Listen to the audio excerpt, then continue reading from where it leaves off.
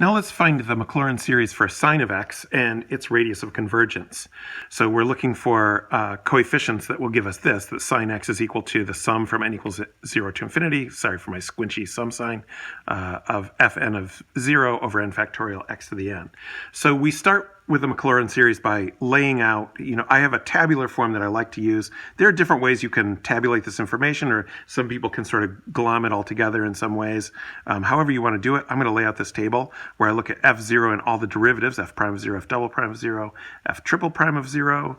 We write the fourth derivative with a Roman numeral 4 like that, and the fifth derivative with a Roman numeral 5. Saves you from making 5 hash marks. And then we'll just see what each of those things are. And it helps me to just do one thing at a time. So then f of 0 is going to be sine of 0. F prime, the derivative of sine is cosine. Derivative of cosine is negative sine, and they're all being evaluated at 0. Derivative of negative sine is negative cosine. Derivative of negative cosine is positive sine.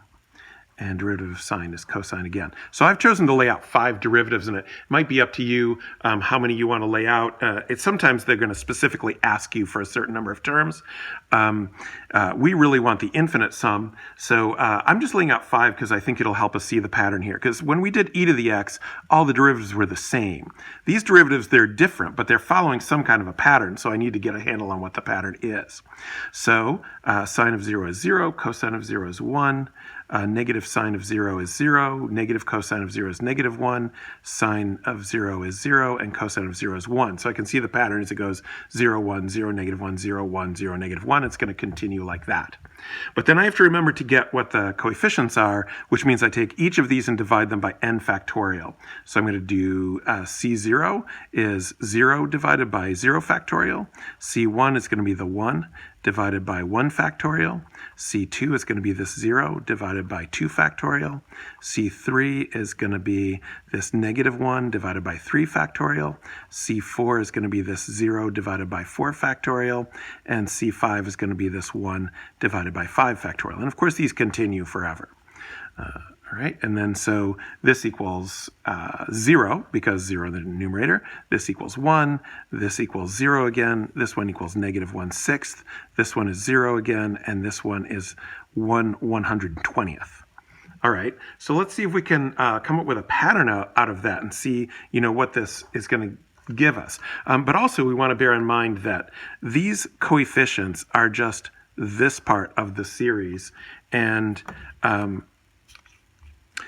what we need to do is get the x to the n's in there. So those are going to be x to the 0, x to the 1, x squared, x cubed, x to the 4th, x to the 5th, etc. The whole thing is a function of x. So x is an independent variable here.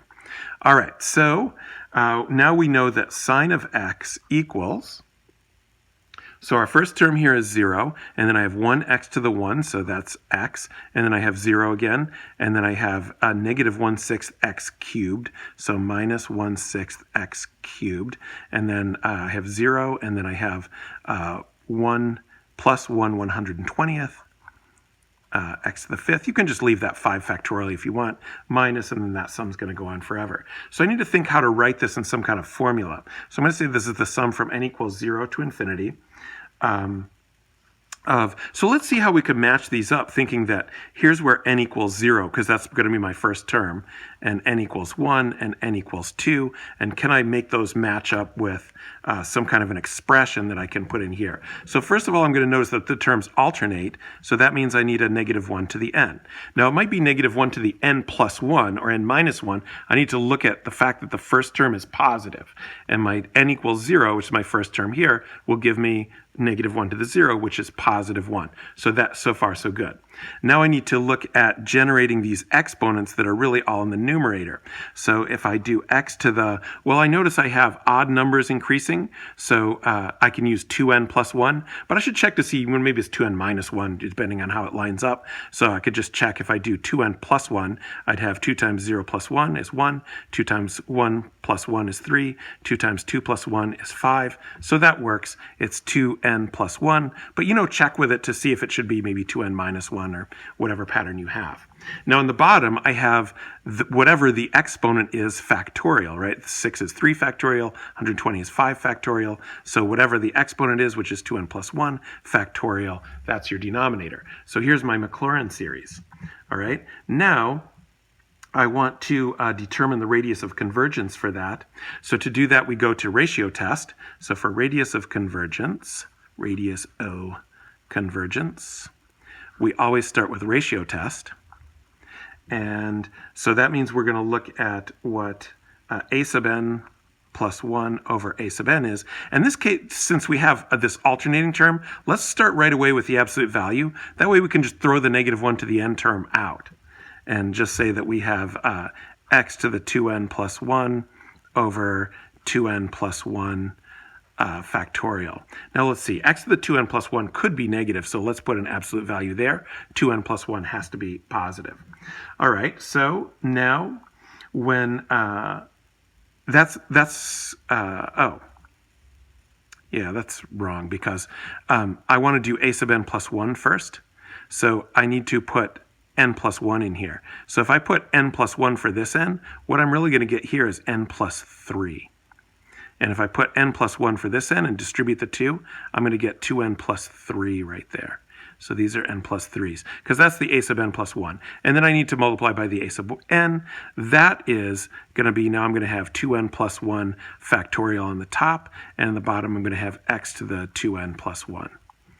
All right, and then again, this can be absolute value. So then I'm going to see that I have 2 more x's in the top than I do in the bottom. So in the top I'm going to have x squared, and in the bottom I'm going to have, well, I have 2 more factorials in the bottom than I have in the top. So what I'm going to have is 2n plus 3 times 2n plus 2. Just going down that factorial, because this is going to be 2n plus 3 times 2n plus 2 times 2n plus 1 times 2n minus 1.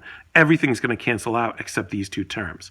And then a nice thing happens too, because since I have x squared in the top, I no longer need the absolute value, so that's not an absolute value anymore.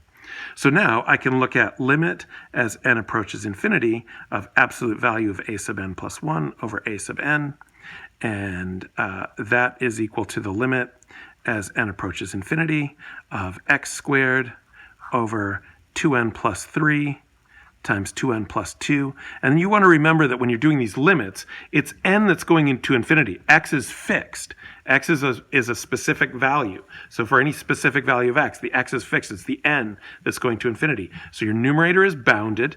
Your denominator increases without bound. That limit is 0, regardless of what the x is. So we know that this series converges. Series converges for all x, which for this course means for all real values of x. Now, that only means the series converges. It does not establish that the series is equal to the function, but in this case, I'm just going to tell you it is, and we'll burn that bridge when we get to it. See, did I want to say anything else about this? Yeah, so the radius of convergence is infinity.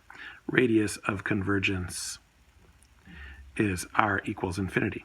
All right, so this, by the way, this conclusion is absolutely amazing, that the sine of x is equal to this infinite polynomial with factorial denominators. So we're going to explore what that means a little bit next.